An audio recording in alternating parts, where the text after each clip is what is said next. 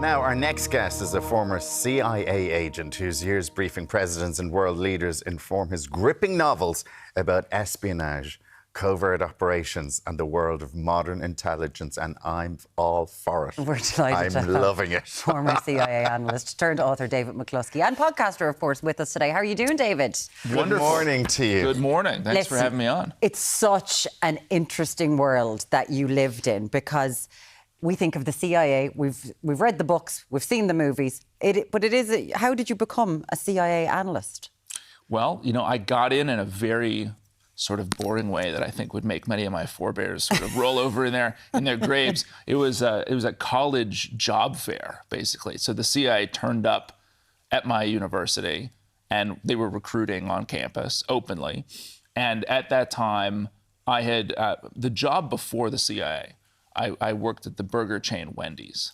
Okay. Wow. So I thought the CIA was that would be a step up. I, of course, never thought I would get in, but I applied openly and joined as an analyst, as an undergraduate. So I joined when I was 20. I took my first polygraph when I was 19 and walked onto Langley when I was 20 years old. And that's where the headquarters are. What is the vetting process to get in there and to stay in there? Yeah.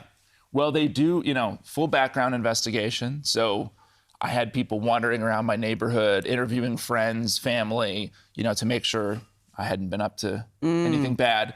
They give you a polygraph, psychological exam, medical exam, and then you go through a normal interview, where they'll sit down and ask you questions and look at writing samples, things like that. So it's a very involved process. And what was your speciality area when you were in the CIA? I worked on the Middle East. Yeah, primarily on Syria. Handy, grand. Yes. No big deal. Nothing going on over there. Well, and it was for the first few years, it was relatively quiet, and then once the Arab Spring began, it was not. Yeah. And when you think of the CIA, so the CIA, you're gathering intelligence, and that's what your job is, isn't it? And then I must say, they're gathering intelligence to give to the president, to give to the briefings about what's happening in this country. Exactly. Yeah, that's exactly right. It's a lot like, I explain it. It's sort of like classified journalism, yes, in a way, But when you're saying how are you gathering it? I know you can't give us too much information, Sure. But what is out there that you're gathering this information? Is it like the drones? Is it the spies? Is it people on the ground who are telling you this stuff, and you're sending these people into these areas to gather this information? Yeah, it's we talk about it in terms of different INTs, forms of intelligence. So there could be HUMINT, which is the one most associated with the CIA, which is essentially convincing people who have secrets to give us those secrets. So stealing information. Right. Truly, right? Signals intelligence, intercepted phone calls, faxes, emails, text messages. Right. IMINT, imagery, satellites, right? Today, there's a lot of commercially available intelligence that you can go and buy from data brokers and integrate that. Open source stuff, social media, diplomatic reporting from our embassies.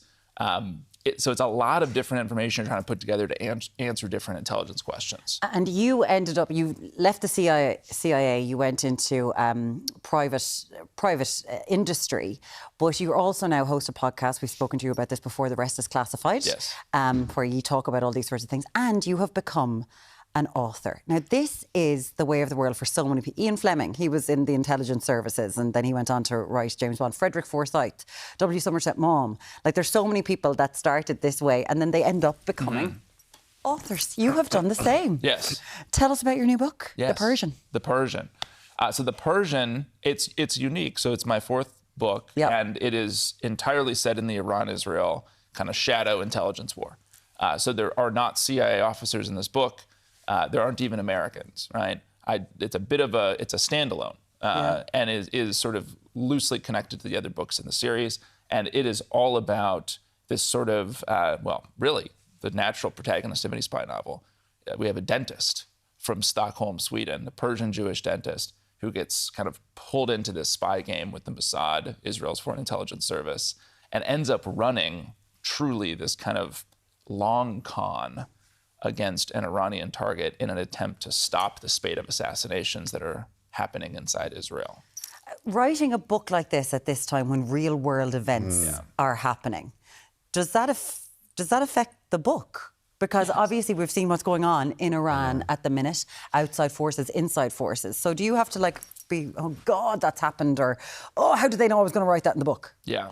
I counted, I think I was scooped by reality 4 times while I was writing this novel, because I started writing it in the autumn of 2023. And between starting the drafting process and publication, we had missile volleys from Iran into Israel. We had the Hezbollah pager attacks in Lebanon, right? Where Mossad rigged up explosives and put them into pagers. We had Trump's strike on Iran's nuclear program, and the 12-day war between Iran and Israel. That all occurred while I was writing this book. And so does that then take you on a different path for it, because you're going, okay, this doesn't make sense now because this has happened? You have to adapt it. So, because as you're reading this novel, as readers are engaging with it, they're all living in the world where these events have happened. And so you have to reflect them in the novel.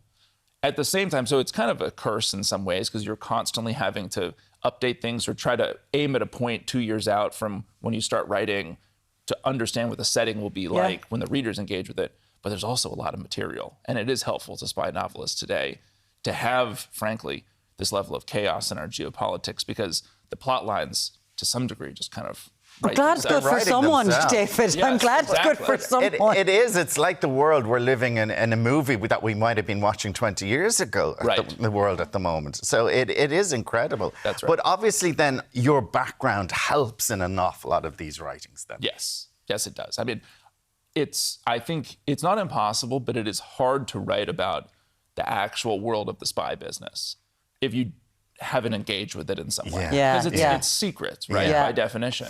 And so I have, having worked in it and having a lot of friends who still work in it or who recently worked in it, if I have a question about something, either I know the answer that I'm trying to incorporate into the novel, how would you actually conduct an asset meeting on the streets of Tehran? How would the Mossad contact and be in touch with an asset inside Iran? These kind of questions that make the book feel authentic, I can actually get real answers to from my experience or from the experience of others that have been in that business. And it's really, because as you mentioned, it's a shadow war, something that we're not openly aware of, and it's happening behind the scenes. And that's where you bring us. And that's a thing that really is happening throughout the world that an awful lot of us aren't aware of. The book is called The Persian. You have a series of books. This is your 4th. It's kind of standalone, but it is connected in other ways. They're very exciting, lads. The movie's coming soon, yeah? I hope so. We've got it's under development. It is. Oh, great. Yeah. Of course it is. Of course it is. Listen, David McCloskey, welcome to Ireland. I know it's your first time being here. And the podcast, of course, is The Rest is Classified, which is highly entertaining. Really appreciate you being here, David. Thank you so much. Thank you so much for joining us this morning.